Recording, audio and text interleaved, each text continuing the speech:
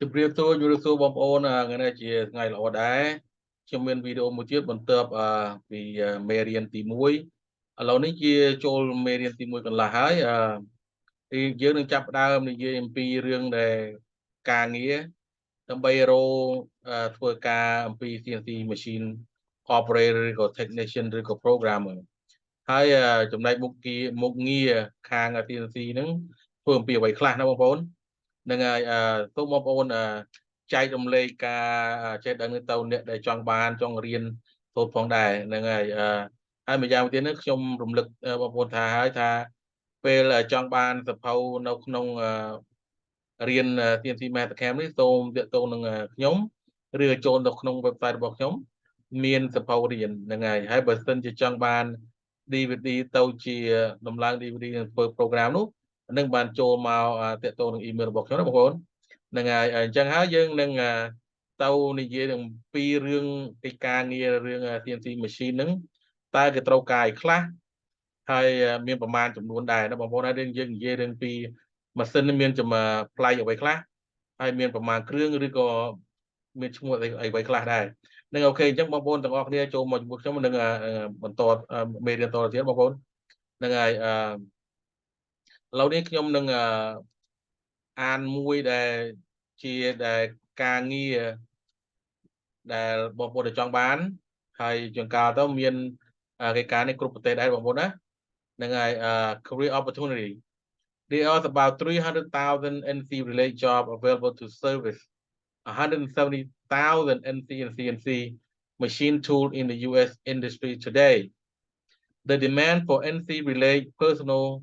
has increased in a very steady pace as industry move further into automated manufacturing. The job title associated with NC personnel may appear as NC manager or supervisor, process planner, part programmer, tool design, tool maker, machine setup person, machine operator, or maintenance person. The major responsibility require job skill as well as education and experience of each job title summarized. Okay អញ្ចឹងហើយបានយើងចូលមកមើលកន្លែងនេះបងប្អូនដែលកិច្ចការហ្នឹងគេត្រូវការអ្វីខ្លះហើយត្រូវការរៀនអ្វីខ្លះប្រហែលឆ្នាំដែលយើងអាចធ្វើការបានបងប្អូនហ្នឹងហើយនៅកន្លែងនេះដែលគេមានដែល list របស់គេកន្លែងនេះគឺថា job title នេះគឺថា NC manager or supervisor នេះយើងត្រូវការ4ឆ្នាំ college degree with several years of manufacturing experience. Process planner at least 2-year college degree, 4-year college degree preferred. Part programmer, 2-year college degree or vocational school, technical school. Tool designer, at least 2 years college degree with tool and machine experience, 4 years college degree preferred. Tool maker, 4-year apprenticeship program. Machine setup person, machinist experience with extensive CNC knowledge. Machine operator, technical program in vocational technical school area, occupational school, community college. ហ្នឹងហើយកន្លែងនេះដែរជា responsibility របស់គេគឺ load unload workpiece monitor machining in progress finish part inspection SPC charting regular checkup កន្លែងនេះហើយកន្លែងដែលខ្ញុំនិយាយថាពេលដែលបងប្អូនអត់មាន experience អត់មានធ្លាប់ចេះមានអីហ្នឹងបងប្អូនអាចទៅធ្វើការបានគឺគ្រាន់ជា load គ្រាន់លើកដាក់នៅលើតុឬឲ្យគេលើកដាក់លើតុឲ្យគេកាត់ណាបងប្អូនហ្នឹងហើយកន្លែងនេះយើងមិនអាចត្រូវការអ្វីខ្លាំងទេយើងចេះល្មមគ្រាន់តិចតួចគេយកយើងធ្វើការបានកន្លែងនេះបងប្អូនណាហ្នឹងហើយគ្រាន់យើងស្គាល់ general knowledge of machining អានេះតិចតួចស្គាល់រឿងម៉ាស៊ីនតិចតួចតែប៉ុណ្្នឹងទេអានឹងកន្លែងនេះគេត្រូវការច្រើនកន្លែងនេះណាបងប្អូនហើយកន្លែងនេះ machine setup person ហ្នឹងគឺថាយើងនេះ set up ទាំងអស់ហ្នឹងហើយយើងត្រូវការ machine experience with extensive CNC knowledge អានឹងមានន័យថាពេលដែលយើងទៅធ្វើការហ្នឹងគេសួរយកធ្វើ demo ឲ្យគេតើយើងចេះ set up ម៉ាស៊ីនហ្នឹងអត់គេអត់ហ្នឹងហើយបើយើងចេះខាងហ្នឹងយើងបានថ្លៃដែរណាបងប្អូនកន្លែងនេះថោកជាងគេបង្អស់ហ្នឹងហើយកន្លែងនេះបានថ្លៃកន្លែងក៏បានថ្លៃដែរ4 year ណា cái này ní 2 year thế bản tayយើងត្រូវការ college degree ហើយនឹង 4 year prefer អានឹងគេយើង prefer ឲ្យហើយនឹងដូចជា planner 2 year college 4 year degree prefer ដូចគ្នា part program នេះយើងអាចទៅ vocational school បានណាកន្លែងនេះគេហៅ 2 year college degree or vocational technical school មានន័យថា2 ឆ្នាំយើងទៅ college ឬក៏យើងទៅរៀន vocational school តាមសាលាដូចថាសាលាស្ងាត់ណាយើងមិនបាច់ទៅជាpublic ទេយើងអាចទៅរៀនពីអ្នកណាក៏បានដែរឲ្យតែគេមានឈ្មោះសាលានៅសាលារៀនយើងអាចទៅរៀនពីគេបានហ្នឹងហើយដល់អញ្ចឹងហើយយើងអាចធ្វើការកន្លែងនេះបានថ្លៃបងណាគេហៅថា part programmer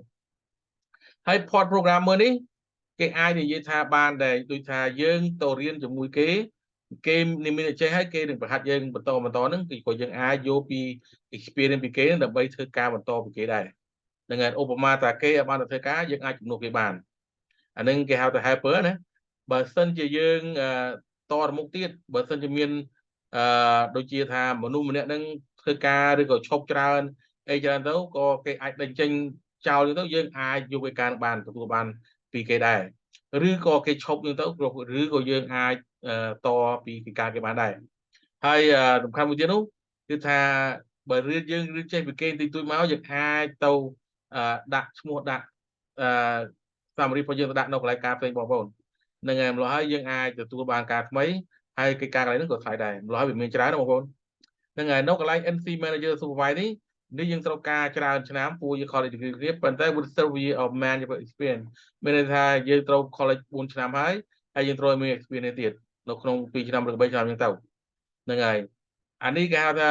numerical control NC Manager មានតែ NC ហ្នឹងមានន័យថា numerical control manager supervisor យើង supervise គេដូចខ្ញុំធ្វើថ្ងៃនេះខ្ញុំឈប់ហើយប៉ុន្តែខ្ញុំធ្វើនេះឯងគឺ NC Manager Supervisor នេះគឺការរបស់ខ្ញុំបងប្អូនហ្នឹងហើយនេះដែលខ្ញុំធ្វើខ្ញុំឈប់ហ្នឹងហើយក្នុងមួយម៉ោងដែលខ្ញុំបានផ្សាយហ្នឹងឥឡូវខ្ញុំឈប់ហើយខ្ញុំនឹងប្រហាត់គេអនឡាញទេហើយនឹងក្រៅអនឡាញទេបងប្អូនហ្នឹងហើយនេះជាថៃរបស់ខ្ញុំហ្នឹងហើយបងប្អូនប៉ុណ្្នឹងឯងដែលខ្ញុំចង់បញ្យល់ពីកិច្ចការមុខវិជ្ជារឿង CNC machine programmer និង operator និង technician ណាបងប្អូនហ្នឹងហើយតទៅទៀតហ្នឹងគឺថាយើងមាននៅម៉ាស៊ីននេះដែលខ្ញុំបង្រងប្រាប់បងប្អូននេះគឺជាថាម៉ាកម៉ាស៊ីនដែលគេមានជាច្រើនទេបងប្អូនណានេះហើយនេះជាម៉ាស៊ីនមួយដែលយើងមិនដែលស្គាល់ស្គាល់ទេបងប្អូនបានស្គាល់ស្គាល់ណានេះគេហៅថា CNC milling machine ណាបងប្អូនវាធំដូចគ្នាអញ្ចឹងដែរ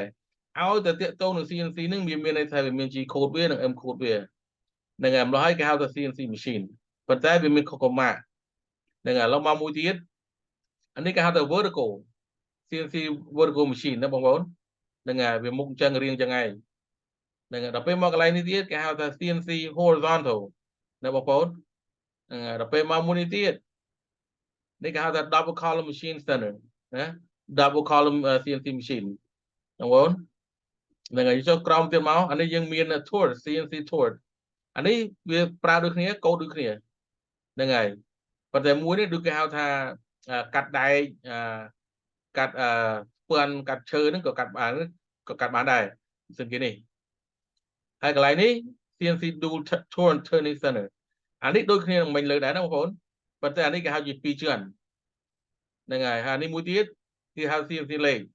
លេខនេះគេប្រើនិយមប្រើច្រើនឥឡូវនេះសម័យឥឡូវនេះគឺនិយមប្រើលេខហើយនឹងមីលបងប្អូនហ្នឹងហើយម៉ាស៊ីនអស់នេះគេប្រើបានច្រើនយ៉ាងណាឥឡូវនេះយើងមកម្ដងម៉ាស៊ីនកន្លែងនេះគឺហៅថា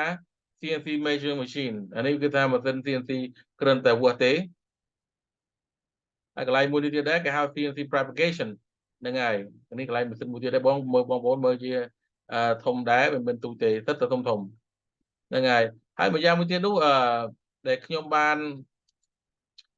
បកប្រែទុកឲ្យបងប្អូនរួចហើយថាឲ្យមើលនៅកន្លែងដែលខ្ញុំនិយាយប្រាប់នោះហើយនឹងយល់បានច្រើនជាងមុនដែលខ្ញុំនិយាយភាសាអង់គ្លេសហ្នឹងហើយនេះជាភាសាខ្មែរដែលខ្ញុំបានបកប្រែទុកឲ្យបងប្អូនមើលមួយចំនួនដែរហ្នឹងហើយសូមបងប្អូនចូលមកមើលមកហើយខ្ញុំសរសេរទុកអស់ច្បាស់ហើយដឹងប្រាប់ហើយតែឥឡូវពីមុនមកហ្នឹងវាមាន170,000ណាបងប្អូន NC CNC ហ្នឹងឧបករណ៍ហ្នឹងឥឡូវហ្នឹងនៅឆ្នាំ2023យើងនេះជាការជឿនលឿនទៅមុខហើយឥឡូវហ្នឹងមិនមែនជា170ទេបងប្អូនគឺច្រើនណាស់ក្នុងប្រទេសមួយគឺច្រើនណាស់ហើយឥឡូវហ្នឹងមិនអ្នកណាមិនចង់ធ្វើដូចជាតុកទូបងប្អូនណាឬជា port canoe ក៏គេធ្វើដែរ ផ្ទះសម្បែងក៏គេធ្វើកណូក៏គេធ្វើbuilding ក៏គេធ្វើហើយគេធ្វើយកសារយកមកពីណាមកពី CNC operator CNC programming ហ្នឹងហើយអានេះតេតតូននឹងទាំង CNC ទាំងអស់បងប្អូននឹងហើយនេះជាកិច្ចការដែលខ្ញុំបងយល់មិញហ្នឹងគឺជាឱកាសការងារ CNC Mastercam ហ្នឹងហ្នឹងហើយបងប្អូននេះទៅទៀងគឺជា CNC machine ហ្នឹងហើយនេះមុខម៉ាស៊ីនដែលមានឈ្មោះតែមិញនេះខ្ញុំទុកឲ្យបងប្អូនមិញហ្នឹងគឺកន្លែងនេះហើយបងប្អូនចូលមកមើលទៅហើយនឹងការយល់ថាម៉េចនឹងតាមដំណើរតាមហ្នឹងហ្នឹងហើយបើបងប្អូនចង់រៀនតទៅទៀតហ្នឹងហើយនឹងចង់ដឹងតទៅទៀតសូមទាក់ទងមកខ្ញុំមកខ្ញុំនឹងបញ្យល់តទៅទៀតហ្នឹងហើយនេះវីដេអូនេះគ្រាន់មានតែប៉ុណ្្នឹងទេបងប្អូនហើយសូមបងប្អូនshare វីដេអូនេះ like វីដេអូនេះផងហើយនឹងប្រាប់តអ្នកដែលចង់រៀនឬក៏ចង់បានកិច្ចការណាថ្លៃមួយឬក៏ចូលចិត្តការខាងម៉ាស៊ីននេះជាដើមបងប្អូនសូម share ជុំ like វីដេអូនេះខ្ញុំផងដែរហើយនៅក្នុងនេះទៀតគឺចង់ឲ្យបងប្អូនចូលទៅក្នុង website របស់ខ្ញុំចូលមើលសភៅដែលខ្ញុំសរសេរនេះដូចវាមានស្រាប់ហើយនៅក្នុង website របស់ខ្ញុំហើយបើសិនជាចង់បានDVD សូមទាក់ទងមកខ្ញុំនិង email របស់ខ្ញុំមកខ្ញុំនឹងចែករំលែកខាងនឹងដែលតើខ្ញុំត្រូវធ្វើម៉េចដើម្បីជួយបងប្អូនណាបងប្អូនហ្នឹងហើយចុះហើយវីដេអូនេះមានតែខ្លីត្រឹមប៉ុណ្្នឹងឯងសូមបងប្អូនជួយ like ជួយ share ផងសូមអរគុណបងប្អូនសុខសប្បាយជម្រាបលាបងប្អូនបាយ